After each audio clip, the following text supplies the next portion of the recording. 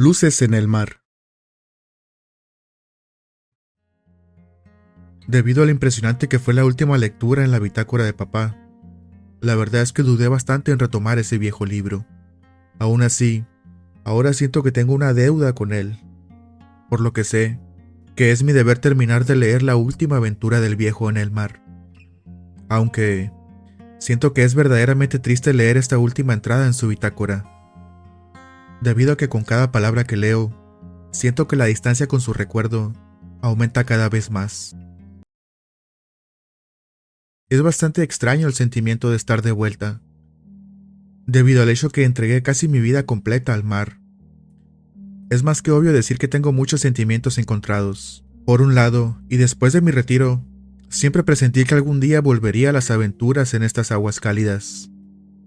Pero la verdad es que jamás pensé que volvería en mi situación actual. Sumado al sentimiento que este viaje ya estaba bastante de más, ya que creo que me había salvado de situaciones peligrosas en bastantes ocasiones.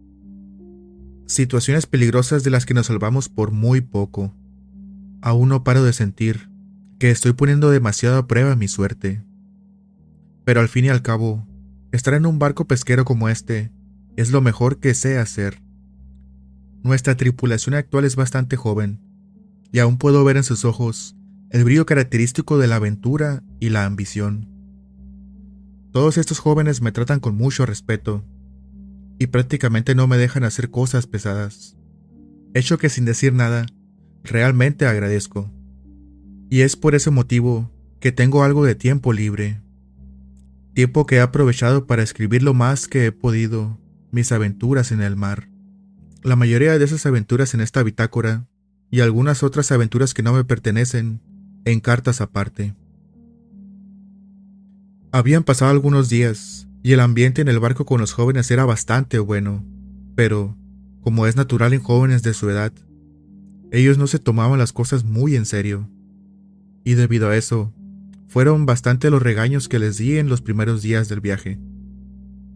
Ya que, a decir verdad, algunos deberes en el barco son bastante peligrosos, y, si no se hacen con la debida precaución, esos trabajos pueden acabar rápidamente en una tragedia.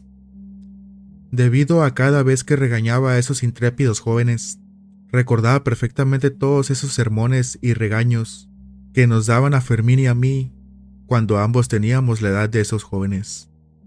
Por cierto, en este viaje hay 3 novatos a bordo. Siento que es bastante raro que eso pase, más en estos tiempos, que es limitada la cantidad de jóvenes que se quieren dedicar al mar, aunque supongo que para algunas personas es muy difícil de ignorar el llamado que el mar te hace. Los novatos eran Matías, Julio y Beto, y ni uno de ellos 3 pasaba los 25 años de edad, y creo que ellos no tienen la más mínima idea de la prueba que tendrán que pasar en la isla Tortuga. Días antes de la iniciación de esos jóvenes, recuerdo que me encontraba platicando con Fermín después de la cena, y estando en la privacidad de la cabina del capitán, ambos tuvimos la osadía de apostar por ver quién regresaría primero al barco. Yo por mi parte no tenía dudas, y aposté todo por Matías, ya que, de los 3 jóvenes, él era el más serio y tranquilo, debido a que según mi experiencia, los jóvenes que menos hablan eran los más capaces en el mar. Claro, había sus excepciones para esta regla, pero aún así se cumplía en la mayoría de los casos. Sentí que de alguna manera estaba estafando a Fermín, ya que yo por mi parte convivía mucho más con los jóvenes que él, y debido a eso, sabía mucho mejor cómo cada uno de ellos se desempeñaba. Fermín sabía muy bien que mi información era superior a la suya. Aún así, eso le importó poco, ya que él de todas maneras apostó todo por Beto, diciendo que, y con el simple argumento, que él apostaría por Beto, ya que él se miraba mucho más fuerte que los otros 2. Después de algunas risas y algunas bromas, ambos estrechamos nuestras manos, y en ese momento ya solo quedaba esperar unos pocos días más. Y esa fue la razón por la cual Fermín decidió acelerar el cambio de zona de pesca. Mientras nuestro barco se dirigía a la nueva zona de pesca, me percaté que los novatos habían notado el cambio de ambiente en la tripulación. Esto era debido a que erróneamente todos nosotros, en el afán de no querer revelar la novatada, nos habíamos vuelto mucho más serios y estrictos de golpe. Recuerdo que durante el viaje a la nueva zona, Julio no paró de preguntarme hacia dónde nos dirigíamos. Era más que obvio que él presentía algo, pero, por suerte, nadie de la tripulación soltó algo de información o alguna pista. Un día después, y como era costumbre, Fermín me pidió que cocinara algo especial para la ocasión. Realmente agradezco que el cocinero del barco no se molestara por apoderarme de su cocina en ese día. Confieso que tenía años que no preparaba tanto comida, y a decir verdad, fue muy divertido recordar aquellos años mozos en la cocina de un barco. Cuando la tarde ya estaba algo entrada, Fermín por fin salió a cubierta, y sin titubear un solo segundo, él comenzó a dar un discurso de valentía y compromiso a los jóvenes nuevos. La verdad es que tenía años que no escuchaba ese discurso. Tal sermón era casi una calca del discurso que daba su tío en los años 80, y sabía bien lo que vendría después de esas bellas palabras de Fermín.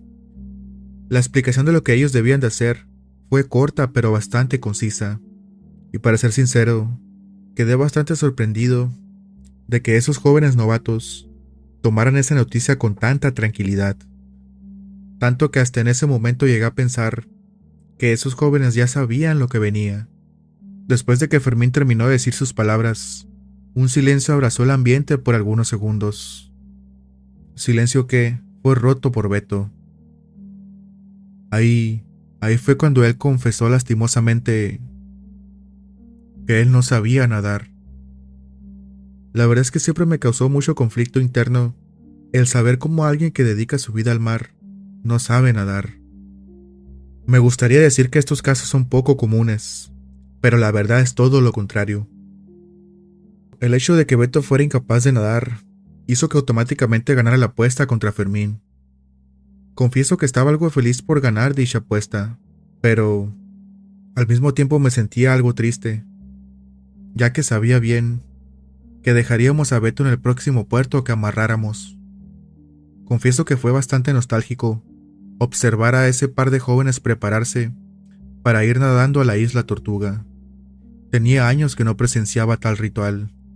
Luego, miré cómo Fermín les dio las últimas indicaciones de lo que debían de hacer. Él, como antes lo había hecho, fue muy claro y preciso con lo que quería de esa isla. Beto, por su parte, era más que evidente que él estaba pasando por un muy mal rato, y debido a eso, me acerqué a Beto lentamente, para después poner mi mano en su hombro y decirle que solo era cuestión de tiempo y paciencia para que él pudiera pasar esta prueba. Luego finalicé diciendo que él no era el único que había pasado por lo mismo, y era por eso que no debía sentirse culpable consigo mismo.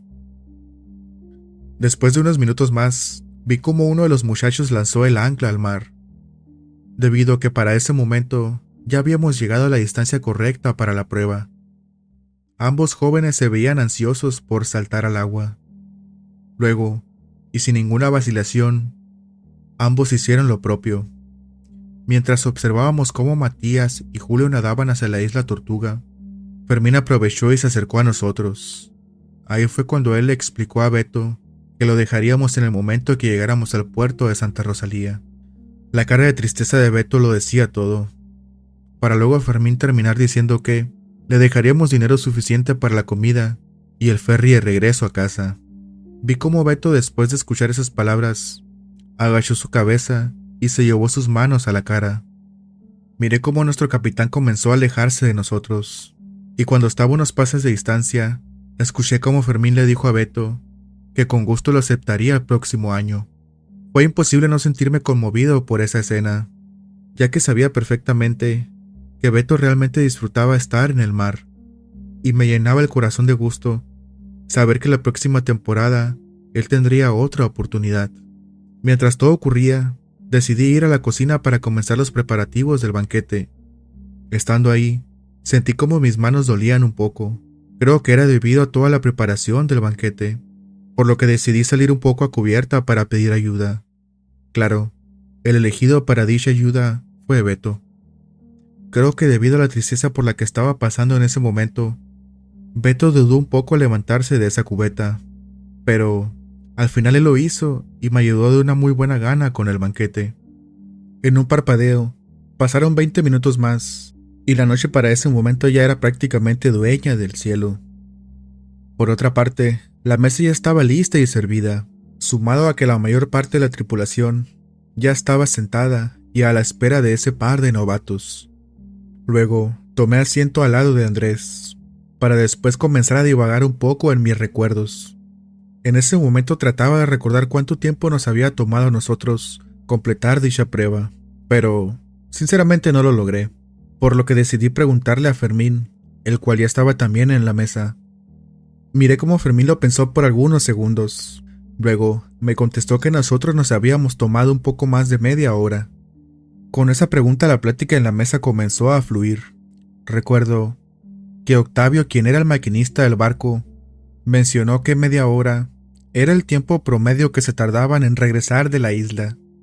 Octavio después agregó que en algunos casos él había visto cómo algunos novatos se tardaban más de una hora en regresar. La verdad es que creo que todos nos quedamos pensando en esas últimas palabras de Octavio. No sé si era mala suerte o no, pero esa noche la luna estaba llena. El mar, por su parte, estaba mucho más calmado de lo normal. Era como si éste supiera lo que estábamos haciendo. Tanta fue la calma en la cubierta que me empecé a incomodar. Hasta que el sonido de alguien rompió el silencio.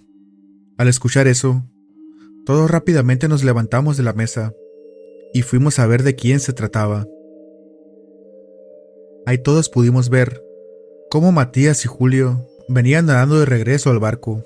Vi cómo Matías venía unos 10 metros delante de Julio, y después de un par de minutos más, ambos subieron al barco con nuestra ayuda. Pero antes de que ambos dijeran alguna palabra, miré cómo Fermín rápidamente mandó a Beto junto con alguien de nuestra tripulación hacia los camarotes. La razón era más que obvia, ya que todos sabíamos que esta acción era para que Beto no se enterase de lo que había en la isla de la Tortuga. Matías se miraba muy cansado. Supongo que ser fumador desde muy temprana edad tiene sus consecuencias. Por otra parte, Julio se miraba muy fuera de sí, y al todos ver su estado emocional, creo que esa era la razón por la que nadie se atrevía a romper ese espeso silencio, ni siquiera Fermín, que era el capitán. Creo que en ese momento era más que evidente que algo andaba muy pero muy mal. Aún con agua escurriendo de sus ropas, todos vimos cómo Julio, sin decir palabra alguna, se quitó su camiseta, para después dar media vuelta y enseñarnos rápidamente su espalda. Ahí fue cuando toda la tripulación vio con mucha sorpresa cómo Julio tenía múltiples heridas no muy profundas de arañazos en su espalda. Al ver eso, Fermín rápidamente mandó por el botequín de primeros auxilios. Luego, preguntó qué era lo que había pasado exactamente en la isla Tortuga.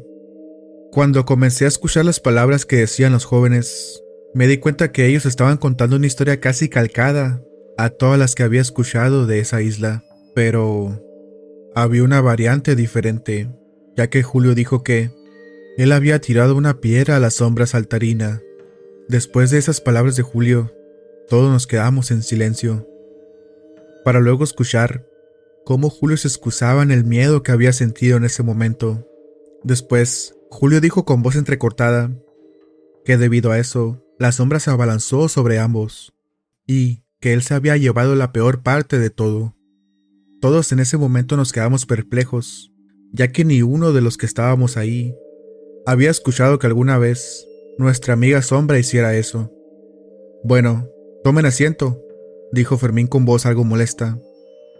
Estando ya todos sentados en la mesa, escuché cómo Fermín les dijo a los novatos que antes de que prueben los alimentos, ellos debían de tomar un trago de licor especial.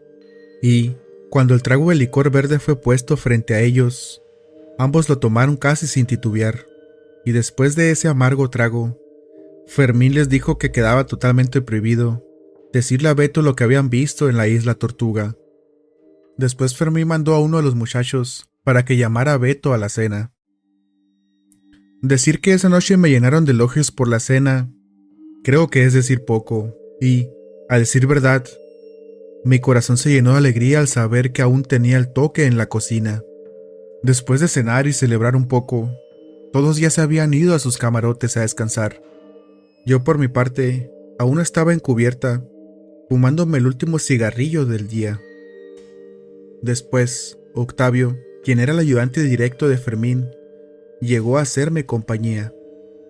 Platicamos por un rato, para luego ambos notar cómo lentamente el barco se acercaba a la isla Tortuga. Nos acercamos hasta tal punto que esa sombra saltarina fuese visible a pesar de la oscuridad. Pero algo era diferente esa vez, ya que esa sombra que siempre estaba saltando o haciendo un baile bastante extraño, ahora solo estaba en la cima de esa colina sin hacer nada. Parecía como si esa sombra solo estuviera viendo en dirección a la luna. Al sentirnos tan cercanos a la isla, ambos fuimos a ver a Fermín para así preguntarle el por qué había acercado tanto nuestra embarcación a esa isla. Miré cómo Fermín se tomó algunos segundos para contestarnos, para luego decir que solo quería asegurarse que la historia de los chicos fuera real.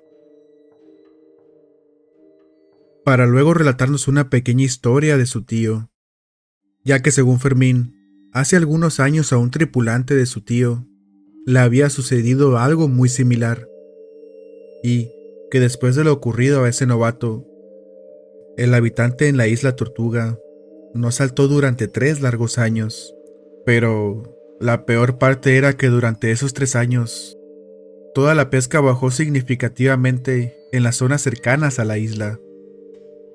Bueno, esperemos que no sea el caso, dijo Octavio, para después agregar que si esa historia era real o no, sería mucho mejor idea tratar de pescar en otras zonas.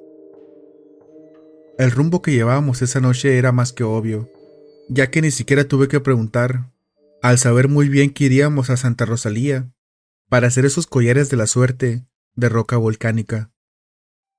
Creo que en ese momento tenía más de una década que no visitaba el puerto de Santa Rosalía, y, al momento de estar ahí, era más que evidente que aquel puerto había cambiado mucho pero mucho durante esos años.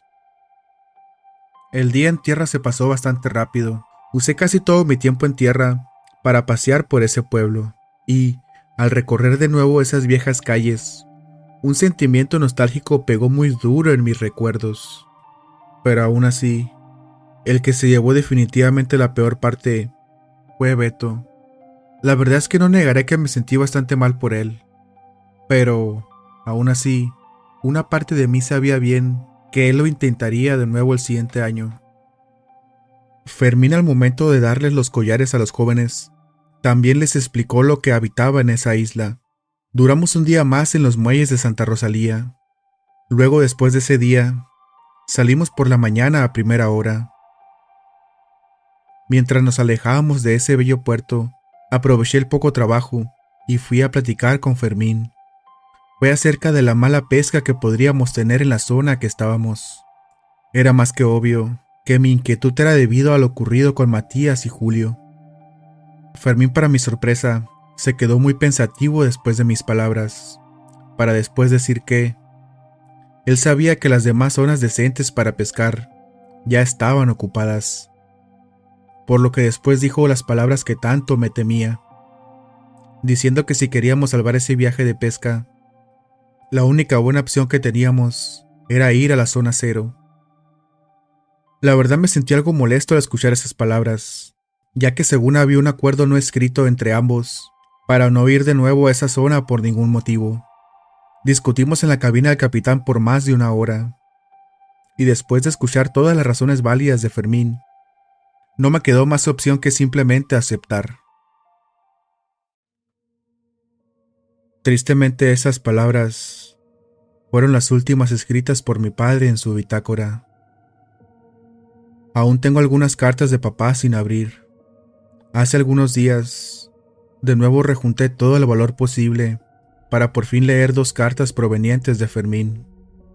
Estas cartas llegaron a mis manos el día que se cumplió el primer año luctuoso de papá, y gracias a ellas, por fin pude saber lo que pasó en esos días.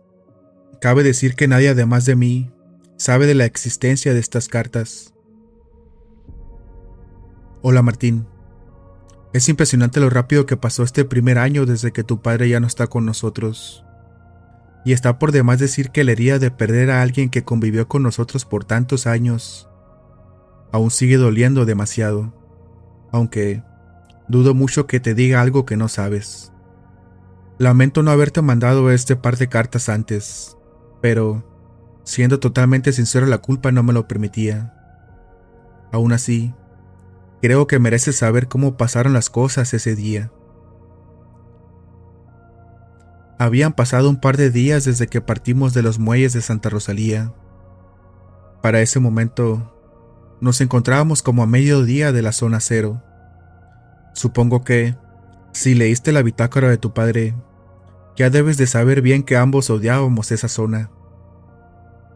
Fue más o menos como al tercer día de estar en la zona cero, cuando tu padre me confesó que le dolía muchísimo el brazo.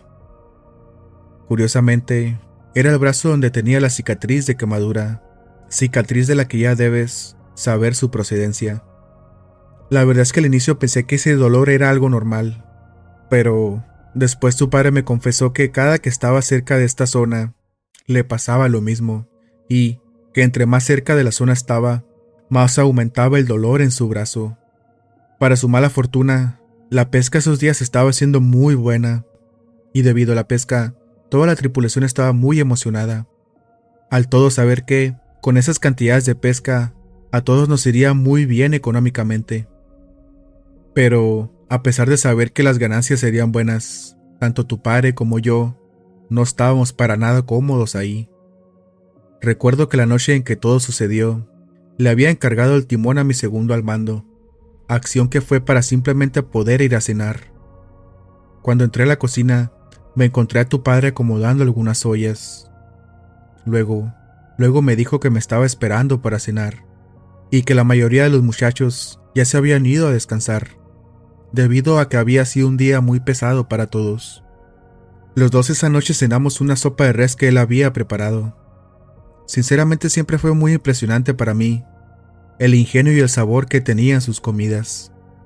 Tocamos muchos temas típicos de dos viejos conocidos platicando, hablando de todo y de nada a la vez.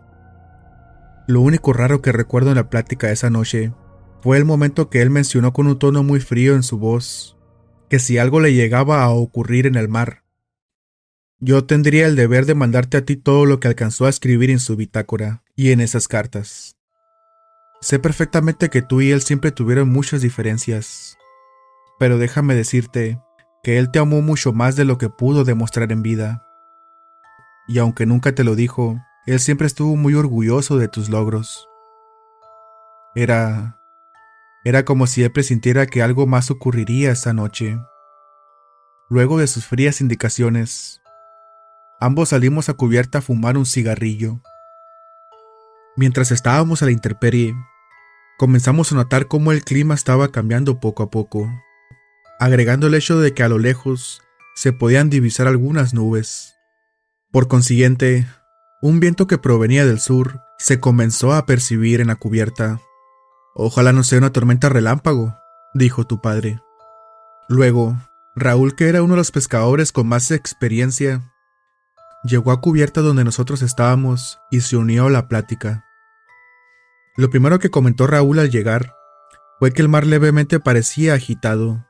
Después, escuché a tu padre preguntar con un tono preocupado a Raúl que si de qué parte de la cocina Raúl había sacado la naranja que tenía en su mano. Como tú bien sabrás, tu padre amaba muchísimo las naranjas, a tal punto que él tenía la costumbre de esconderlas de los demás. Raúl, con un tono burlón, rápidamente le contestó a tu padre que no le diría por nada del mundo cómo fue que él encontró su escondite, y terminar diciendo que para la otra ocasión tu padre debería escoger un mejor escondite. Después de esas últimas palabras de Raúl, los tres comenzamos a reír un poco, para luego seguir observando el mar. El viento era cada vez más y más fuerte, por lo que decidimos ir a resguardarnos al interior del barco. Raúl iba 2 pasos frente a nosotros, y mientras él caminaba, él también estaba lanzando la naranja que tenía en su mano al aire. Era más que obvio que Raúl hacía eso para molestar a tu padre, cuando de pronto vi cómo Raúl, debido al viento, no atrapó la naranja de nuevo con su mano, naranja la cual cayó al suelo. No pude evitar reír un poco al ver la naranja en el suelo, ya que sabía perfectamente que tu padre se enojaría mucho al ver eso.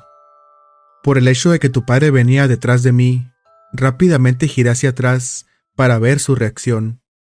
Pero, al instante que vi la expresión en el rostro de tu padre, mi sonrisa se esfumó al instante.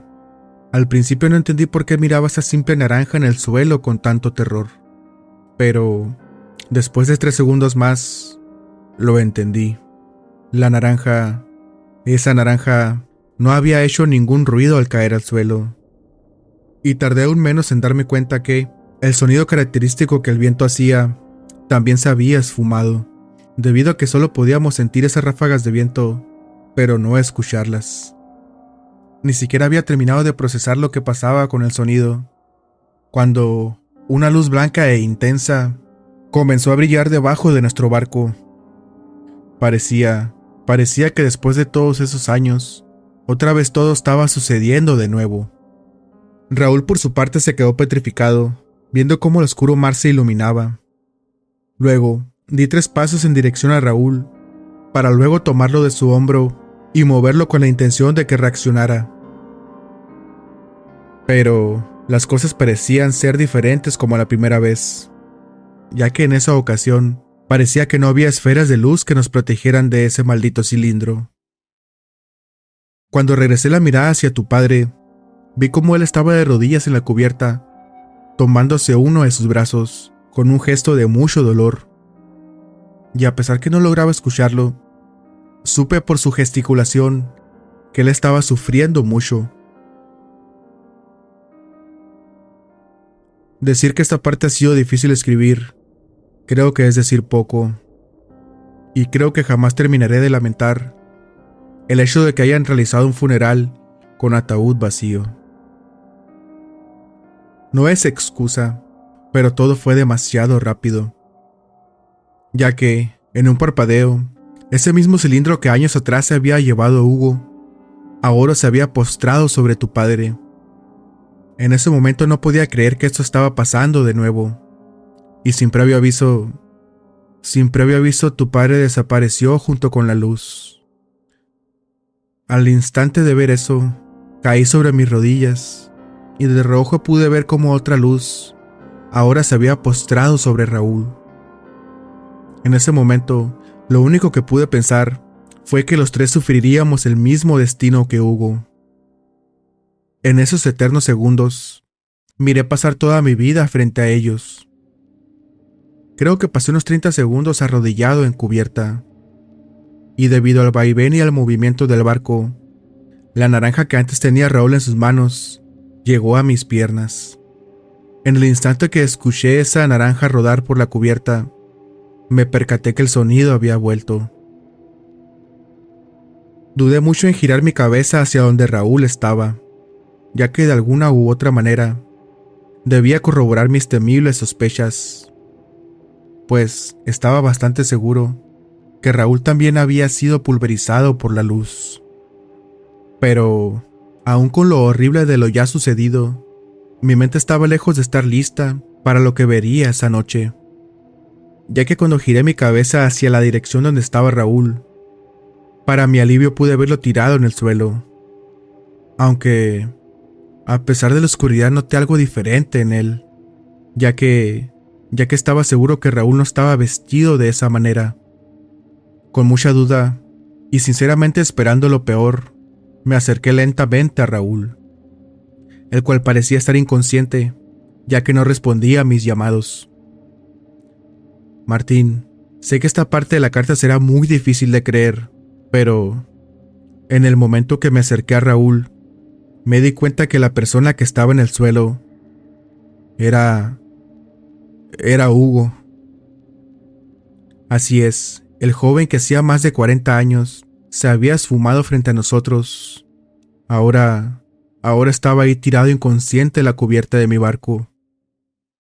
Martín, verdaderamente espero que recuerdes bien el cariño que le tenía a tu padre, y debido a eso, debes de saber perfectamente que sería incapaz de jugar con ese tipo de temas. Decir que en ese momento no sabía qué carajos hacer es quedarme bastante corto. Pero lo más impresionante fue cuando despertó. Hugo seguía siendo aquel joven que la luz desapareció hace algunas décadas atrás. Totalmente perplejo y viendo a Hugo cara a cara, sentí un par de manos en mis hombros. Eran los novatos que habían llegado a la cubierta a nuestra ayuda. Después, ellos nos llevaron a la cocina y ahí fue inevitable que me preguntaran por tu padre y Raúl. No les contesté y simplemente les dije que me dejaran a solas con este joven que ellos no conocían. Sé bien que esta carta es para que sepas qué pasó con tu padre exactamente, así que te resumiré lo más que pueda mi plática con Hugo. Sinceramente, estando frente a Hugo, mis palabras no salían de mi boca, ya que tenía la sensación de estar frente a un fantasma. Hasta que él de la nada preguntó si yo era Fermín. Fue más que impresionante que él me reconociera, ya que habían pasado más de 40 años sin vernos. La primera pregunta que le hice a Hugo fue en dónde él creía que había estado todas esas décadas. A lo que él me respondió que donde él estaba, simplemente todo era blanco, y estando en ese espacio blanco y vacío, él había sentido como haber tenido un sueño de máximo 2 horas. Me quedé más que perplejo ante sus respuestas, y aún teniéndolo frente a mí, era muy difícil creer que fuera él. Por lo que para confirmar que fuera Hugo, le pedí que me contara con detalle todo lo que había pasado la noche en la que él desapareció. Y como has de imaginar, él simplemente lo hizo. Ya que Hugo me contó detalladamente todo lo que ocurrió, como si solo hubieran pasado algunas horas. Espero algún día poder verte en persona para darte más detalles. Y espero de todo corazón que tu padre, al igual que Hugo, regrese algún día. Aunque, viendo el tiempo que tardó Hugo en estar de regreso, supongo que para mí será imposible llegar vivo a ese día. Sin mucho más que agregar, se despide con mucho cariño, Fermín. Sentí un tremendo vacío después de leer esta carta de Fermín. Y creo que es buen momento para tomar una pausa de la lectura de los documentos que papá dejó. Aún así, aún tengo 2 o 3 cartas más sin abrir, las cuales ignoro totalmente el contenido de ellas. Y tal vez algún día en el futuro tenga el valor suficiente para leer el contenido de esas cartas.